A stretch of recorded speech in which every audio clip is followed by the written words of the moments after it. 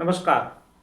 Iran, America, Israel के युद्ध में भारत ने एक बड़ा संदेश दिया है, या ये कहें कि अपने धर्म को निभाया है। भारत सरकार ने ईरानी जहाज को संरक्षण दिया है। अभी 2 दिन पहले का घटनाक्रम है कि एक ईरानी जहाज जो भारत में आया हुआ था युद्धाभ्यास के लिए, उसको अमेरिका की पनडुब्बी ने डुबो दिया। उसमें 85 लोगों की मृत्यु हुई और लगभग 25 से 30 लोग घायल हुए। कुछ लोगों को बचा लिया गया और वो श्रीलंका की नौसेना ने उनको बचाया और उनका इलाज चल रहा है। इस घटनाक्रम से पूरा जो भारत का समुदाय है, भारत है और विश्व समुदाय, वो हतप्रभ था कि एक जहाज जो मैत्रीपूर्ण युद्धाभ्यास के लिए भारत आया था, उसको लौटते पर नष्ट कर दिया अमेरिका ने। इससे भारत में नाराजगी भी हुई और भारत सरकार ने ईरान के विदेश मंत्री से, हमारे विदेश मंत्री एस जयशंकर ने ईरान के विदेश मंत्री अगाची से बात भी की। ये घटना होने के बाद अब अमेरिका ने इन चीज़ों का ध्यान नहीं रखा कि एक जहाज जो युद्धाभ्यास के लिए आया था और उसमें अमेरिकी जहाज भी शामिल थे, उस पर हमला नहीं करना चाहिए। ये बात ठीक है कि वो भारत की सीमा से बहुत दूर था, लेकिन फिर भी वो भारत का मेहमान था। इसी क्रम में एक जहाज अभी हिंद महासागर में और मौजूद है। ये दूसरा जहाज था जो हिंद महासागर में था और आशंका ये थी कि अमेरिका कहीं इस पर भी हमला ना कर दे।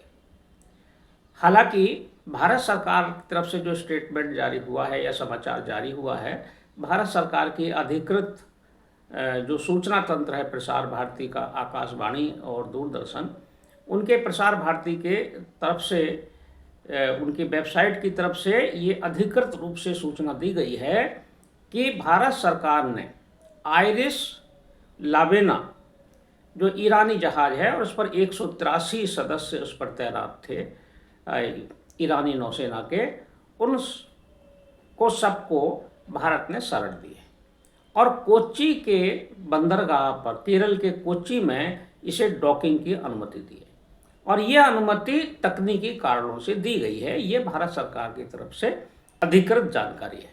तकनीकी कारणों से मतलब उस जहाज में कोई तकनीकी खराबी थी और ईरान के सरकार ने ये अनुमति मांगी कि हमारा जहाज में खराबी है, इसे डॉकिंग की अनुमति दे दी जाए भारत की सीमा में या भारत के किसी बंदरगाह पर।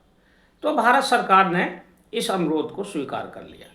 जानकारी ये मिली है कि वो 28 फरवरी को ये अनुमति मांगी गई थी ईरान की सरकार की ओर से और 1 मार्च को ही अनुमति दे दी गई थी, लेकिन उसकी जानकारी आज जारी हुई है।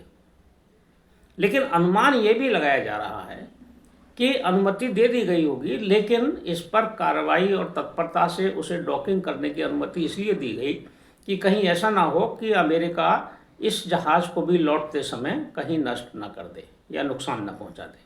ऐसे में भारत ने अपना धर्म निभाते हुए, क्योंकि ये भी अंतर्राष्ट्रीय फ्लीट प्रैक्टिस का हिस्सा था ये जहाज़ भी, तो भारत ने एक जहाज़ को एक तरह से बचा लिया है, ईरानी जहाज़ को, जिस पर हो सकता है, क्योंकि अमेरिका पिछले 2-3 दिन से पूरा फोकस ईरान की नेवी पर किए हुए है। वो चुन चुन कर नेवी के जहाज़ों को डुबो रहा है, नष्ट कर रहा है और जहाँ जहाँ भी नेवी के उसके अड्डे हैं ईरान के, वहाँ उसने मिसाइल हमले किए हैं, विमानों से भी हमले किए हैं। उसी क्रम में उसने हिंद महासागर में घुसकर भी भारत के जो हिंद महासागर है, भारत में आया हुआ ये जहाज़ था, उसको नष्ट कर दिया, जिसका नाम आयरिश डेना था। अब आयरिश लावेना को भारत ने बचा लिया है। ये एक संदेश भी है और संकेत भी है अमेरिका के लिए, क्योंकि अमेरिका बिल्कुल बेपरवाह होकर अंधाधुंध तरीके से आक्रमण कर रहा है।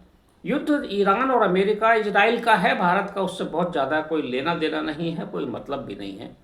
लेकिन कुछ नियम होते हैं जिनका अंतर्राष्ट्रीय स्तर पर पालन किया जाता है। लेकिन अमेरिका किसी भी ऐसे नियम का पालन नहीं कर रहा है और भारत तो का संबंध इजराइल के साथ बहुत मधुर है, हम पहले वीडियो में भी बता चुके हैं।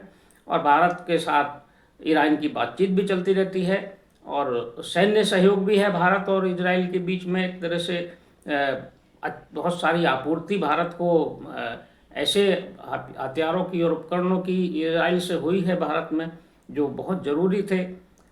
लेकिन ये जो घटना हुई अमेरिका की तरफ से ईरान के जहाज़ को नष्ट करने की, उससे भारत को छवि पर इस पर नुकसान हुआ कि भारत एक तरह से अपने आए हुए मेहमान को बचा नहीं सका।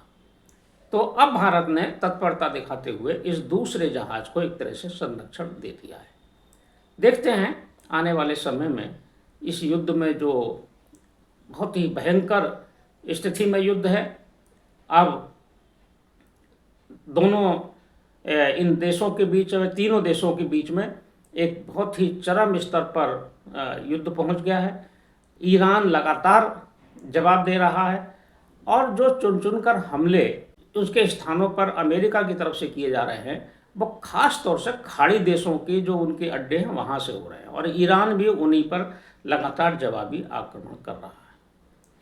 अमेरिका के राष्ट्रपति डोनाल्ड ट्रंप ने तो कल साफ कह दिया है कि बिना शर्त सरेंडर करना चाहिए ईरान को, लेकिन ईरान ने साफ कह दिया है कि वो किसी तरह की ना तो बात करेगा ना सरेंडर करेगा। युद्ध कितना लंबा चलेगा, कितना खिंचेगा, क्या इसका असर होगा देश दुनिया की अर्थव्यवस्था पर, खास तौर से तेल की अर्थव्यवस्था पर, ऊर्जा की जो संकट है, ऊर्जा का जो संकट है वो इससे गहरा सकता है, पूरे एशिया में और विश्व में भी गहरा सकता है, क्योंकि सारे ऊर्जा की जो आपूर्ति है वो प्रभावित होगी और ऊर्जा के स्रोतों पर भी उसका नुकसान हो सकता है, क्योंकि युद्ध है। युद्ध में ऊर्जा के स्रोतों पर, रिफाइनरियों पर भी हमले हो सकते हैं।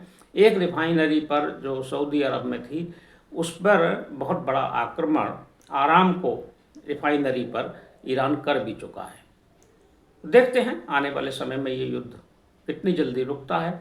जल्दी से जल्दी रुकना चाहिए और शांति बहाल होनी चाहिए। समय संवाद में आज बस इतना ही। कल फिर मिलेंगे किसी एक खास विषय के साथ। तब तक के लिए मैं सर्वेश कुमार सिंह आपसे विदा लेता हूँ।